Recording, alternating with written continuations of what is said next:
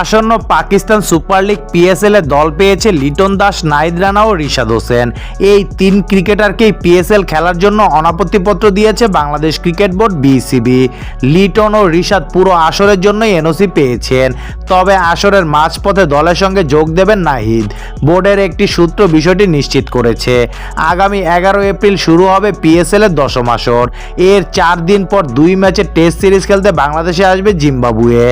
আর এই সিরিজের একটি টেস্ট খেলে তারপর পিএসএল এ যাবে নাহিদ। তাই পুরো সময়ের জন্য তিনি এনওসি পাচ্ছেন। আসরে নিজেদের প্রথম 5 ম্যাচ মিস করবেন পেশোয়ার জালমির হয়ে খেলতে যাওয়াই পেসার। তবে জিম্বাবুয়ে সিরিজে বিশ্রাম পাচ্ছে লিটন, তাই পিএসএল এর শুরু থেকেই খেলতে কোনো বাধা নেই এই উইকেটরক্ষক ব্যাটারের। তাছাড়া টেস্ট দলের ভাবনায় নেই রিশাদ, তাই এই লেগিও পিএসএল এর শুরু থেকেই খেলতে পারবেন।